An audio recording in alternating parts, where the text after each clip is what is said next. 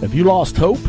Well, you're at the right place today. We have been in a conversation this week with author and speaker Stephanie Winslow. She is based out of St. Louis, and we've been going through 10 steps towards hope based from her book called Ascent to Hope. And if you missed our first two programs, I want to encourage you to go to our website, check out those 14-minute podcasts. You can go to our website, hopeishere.today.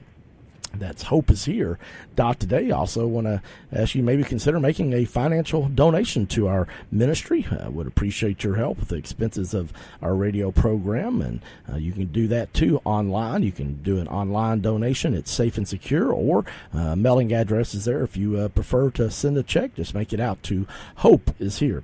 Well, Stephanie, we've gone through 6 of those 10 reasons so far. We're going to wrap it up today with the last 4. Number 7 is bend a knee.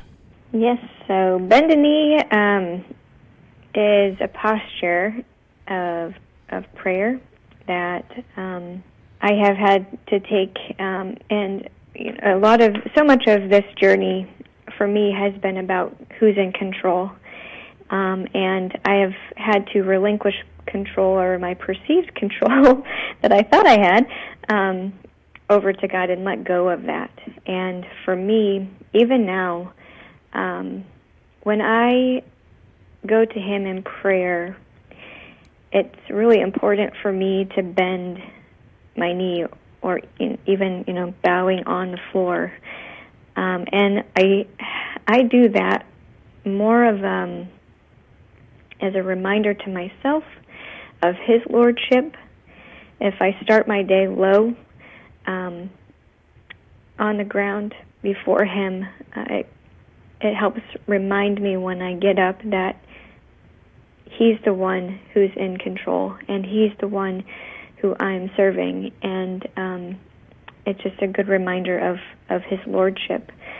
And I find that when I'm in that place of humility before Him, that He can really start working in my heart, and He'll challenge me. He'll call me to different places. He'll open new doors and opportunities. But that's just been something that has been so critical in my life, is for me to bow low so that He can be lifted high. Well, so many times, God, in my life, I've maybe had one knee down, but God's like saying, I'm kind of waiting you for to put the other knee down, Greg, because as long as you've just got one knee down, you're still trying to do part of it in your power. And so I love that point, that reminder of a step towards hope, about bending a knee. Am I kneeling before the Lord, allowing Him to challenge and change me? All right, number 8, L.O.L. L.O.L, yes. This one is, asking the question, am I laughing? Am I finding joy in this life? And am I living free? So hopelessness is a place where we feel like joy cannot be found. But this is, when we're moving toward hope. In my book, I have a chapter called Joy Like a Treasure, and it talks about having to seek joy out, a lot like step 3 with practicing gratitude. It's almost like you have to mentally put into practice finding joy and seeking it out and looking for opportunities to laugh and to have a good time and to appreciate and recognize the beauty and the fun that's all around. And that part about am I living free? I think that's a good kind of litmus test for when you're approaching having a restored hope, is when you can start feeling that freedom, where you can laugh again, where you feel lighter and just bubbling with joy. And even if they're little gurgles, starting, but laughter is so important for living a hopeful life. Well, it really is. I remember Wayne Smith, my hero, the founding pastor at Southern Christian. He had such a great sense of humor and a great laugh. And I remember him talking about the verse, I believe it's in Proverbs, that a cheerful heart is medicine to the soul. Mm-hmm. And yep. you and I were talking off the air, that for us Type A personalities that are about getting things done, sometimes we have to, at least I know I have to be reminded to take time to laugh more. And one of the things I've tried to do is I've got a friend here locally, Sean Reynolds, that's a comedian that now travels all over the country, and he's got lots of YouTube video clips, and I try to listen to those. And then I believe Jim Gaffigan's another guy's name. He sends out like a 1-minute humor thing each day. Like that. And there's another comedian, Tim Hawkins, and a guy named Michael Jr., just some comedians, because I know I've got to be intentional to do that. So, 2 or 3 times a week, I try to maybe check one of those guys out for a few minutes, because, it even shows that for our body chemistries, when we laughter is good for our bodies. And so I love that you put that point, if you're going to have hope. And the fact of the matter is, a lot of times when you are hopeless, you don't feel like laughing, but it's amazing once you do, you definitely start to feel better. Mm-hmm. Let's look at number 9 on your steps towards hope is linking arms. Talk to us about that. So linking arms is around the question, who am I in community with that will challenge me? And I think, especially in the Christian population, where a lot of us are in community with other believers, but the community that I'm talking about are strategically picked people in our life that we surround ourselves by, who will challenge us when we are starting to fall back into patterns of our old self, and who will challenge us to not settle for where we are today, but to push us forward, to be that iron sharpening iron in our lives, and to call us to a deeper relationship with Christ. For me, in my life, I have some women at my church who have really just circled around me and who have linked arms with me, and I am so grateful for them, because they have said things to me that I would not take the same way from other people, but they are able to speak truth to me in a way that I can receive it, and it's transformative.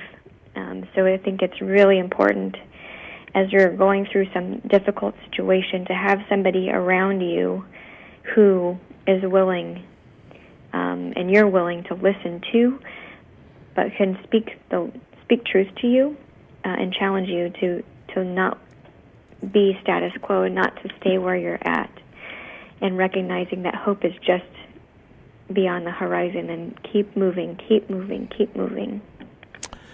Well, I tell you, one of the things that I've noticed as I study Jesus more as I get older, and the thing I always have been cognizant over the past couple of years is that, Jesus had 12 guys that he did life with for 3 years. He didn't try to change the world, save the world by himself. And then out of those 12, he actually had 3, Peter, James, and John, that he did life with more intimately. And so it just spoke to me real clearly and loudly one day during my quiet time that, Jesus needed some guys to do life with, and he's the Son of God. Maybe I need to do that too.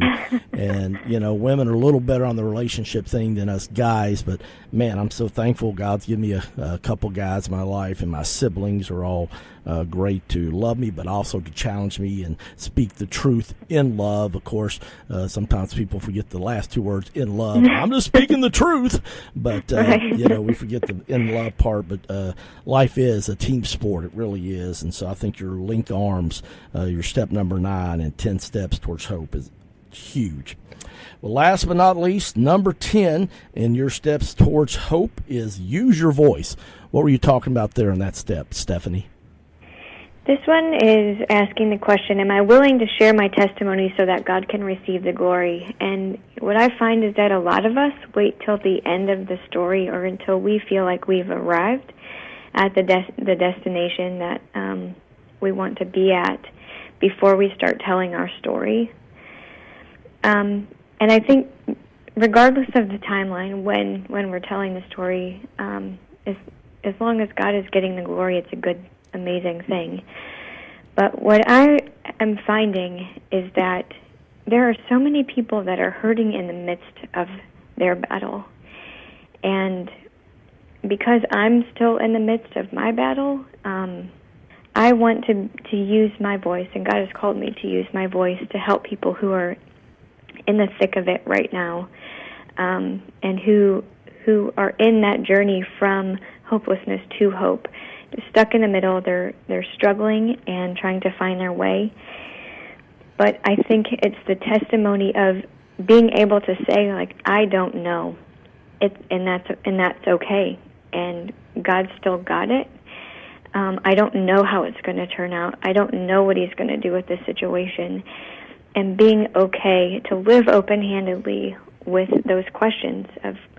And sometimes we don't know, and we may never know in our lifetime why things happen the way they did, or we might never see the resolution that we want to see. But that doesn't change the fact that God is still good, and He's still working in the situation, whether we see it or not. And so this use your voice is just a call to say, even if you don't feel like you've crossed the finish line and you've got everything in order, you still have so much that you can give to somebody else because of how far you've already come. So pause, look back, see where God has brought you, and hold fast to that, but then be courageous and willing to share that with someone else. And it doesn't mean you have to be on a platform either. Just with a friend, with a coworker, with somebody you meet in the grocery store. It doesn't have to be from a platform and to thousands of people or anything like that. It's just the practice, because then it reminds us too of what God has done, and then we'll have even more to be grateful for, and we'll see the gratitude of how He's brought us so far. A lot of times I've heard people say, God, just use me, and they really mean that from the bottom of their hearts, and then they go through a cancer or a divorce, a bankruptcy, a family member with addiction, and, I heard somebody who was a lot wiser to me one time say, Greg, if you want to have a testimony, you have to go through a test first. And I was like, wow. That is so true, and that's kind of, I think, what you're saying there. If you want to use your voice, whatever test you're going through. But the fact of the matter is, nobody better to help somebody that's going through a divorce than somebody that's been through a divorce. No better that's more equipped to help somebody, a woman that's been through a miscarriage, or a dad too, a man, than somebody that's been through that. And, I know through going through the bankruptcy, I've met with several guys that have lost their businesses. Mine was because of a flood. Some people, it's because of natural disasters. Others, just the economy, or maybe unwise business decisions. But the fact of the matter is, I really do believe that God never wastes a hurt in our lives if we will allow Him to. And Romans 8:28 says, all things work together for those who love the Lord and are called according to His purpose. And I love that God is so specific. He doesn't say some things or most things. He says all things. Yet sometimes that's not real fun, is it, Stephanie? No, that is not very fun. But I think you're absolutely right. Because I prayed the same prayer, like, I want to be usable for you. And and it is. I mean, hard times come, but like we were talking about earlier with like taking the glasses off and stuff, it's hard to have empathy for somebody if you haven't been in the trenches and gone through something difficult yourself that's unexplainable or just doesn't seem right. And also just been reading the book by Lisa TerKeurst, It's Not Supposed to Be This Way, and that's what she's talking about, just all these life circumstances of it's not supposed to be this way.